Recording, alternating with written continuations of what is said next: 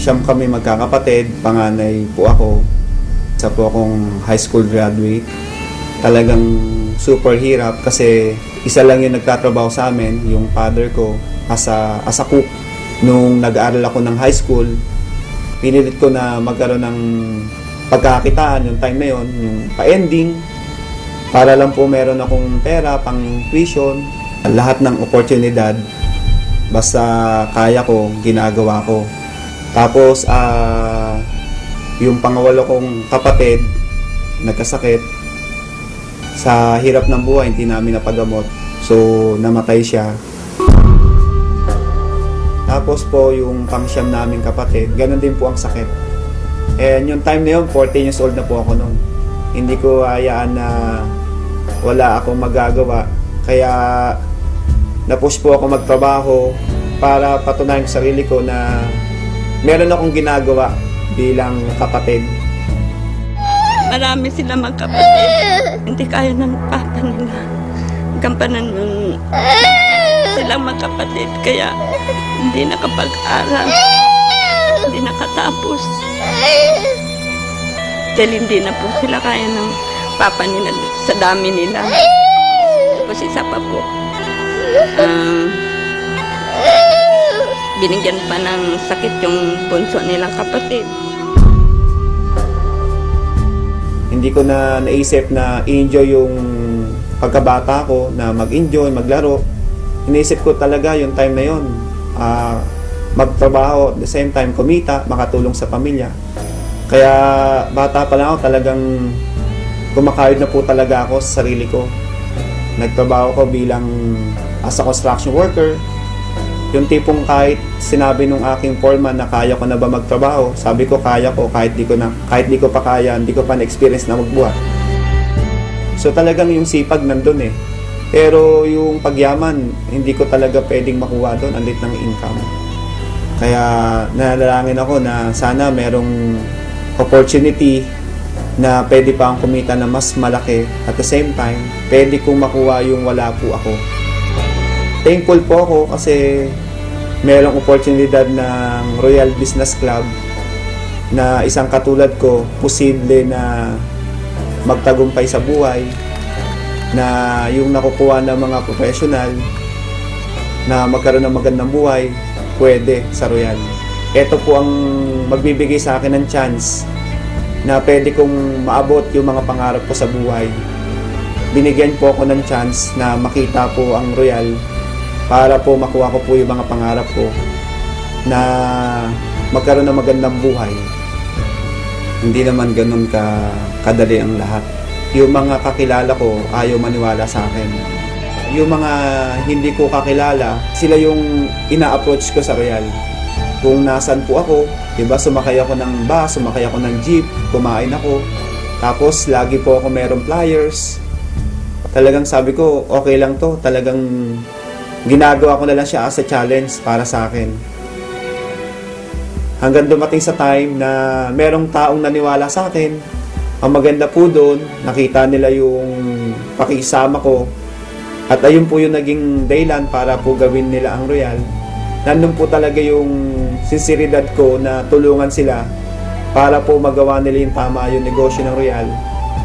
Kaya yung nagsisimula po ako, yung unang mga naniwala sa akin, yun po talaga yung unang tinulungan ko at hindi ko pinabayaan na hindi sila maging successful para po makuha nila yung mga pangarap nila sa Royal.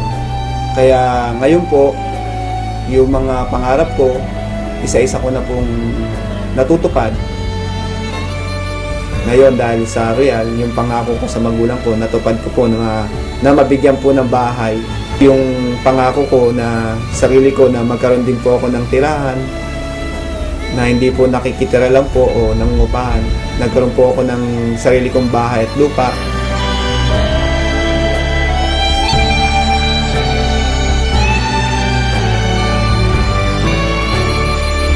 Dati, ang higaan ko, papag, kawayan. Pero ngayon, nakakutsyon na ako. Isang room. So, sa second floor, meron po tayong 3 room. Lahat ng nakita nyo po ngayon, lahat po yan katas po ng Royal. Tapos po, nagkaroon po ako ng pangalawang sasakyan, brand new. Yan ko, yung kulay white Montero, pangalawang sasakyan ko na nabili sa Royal. Tapos po, after 5 years, hindi ko po ito pinangarap, pero sabi nga sa Royal hindi po bawal managinip. So masasabi ko, itong pangarap na nakuha ko, ito po yung panaginip na pangarap. Pero dahil sa Royal, yung panaginip na pangarap ko nagkatotoo. Nakabili po ako ng sports car 911 Turbo Porsche. Kaya sa Royal, hindi mo ina-expect ipagkakalob sa'yo, kahit di mo pangarap, matutupad. Hindi po ako mapaniwala na isang katulad ko, nagdadrive po ako ng sports car. Kaya thankful po ako sa Royal, sa Panginoon, kasi binigyan po ako ng magandang resulta. Sila po yung may daylan o may plano po neto, bakit ko po nakuha ito. Ang laki ng kita ko na binibigay sa akin ng Royal, na imposible po sa labas na pwede kong kitain yun. Kaya yung mga pangarap ko, sa loob ng 5 years may get, talagang lahat po natupad ko na po. So maganda doon, kumikita ka na sa mga products. The end of the year, bibigyan ka pa ng Royal ng profit sharing. So nakakatuwa, binigyan pa ako ng 142,998. Tapos ito po yung mga ticket ko sa Europe. Tapos yung sa taas po is South America. Ayan po yung travel namin sa Brazil. Ngayon lang po nangyari sa buhay ko to na makapunta ng iba't ibang bansa. Hindi po para magtrabaho, para lang po magbakasyon at sightseeing, mag-enjoy. Papunta na kami Barcelona! Kakaiba. First time makapunta sa Madrid. Discover Madrid. Pantay-pantay sa Royal, na kahit high school graduate lang po ako, pwede kang maging top earner. Noong 2009, overall, naging top 1 po tayo. And 2010, naging top 1 uli. And 2011, naging top 1. Ako din po yung unang-unang na-recognize po ng Chairman Circle. At ako rin po yung kauna-unahan din po na nakapasok din po sa Movers and Shakers.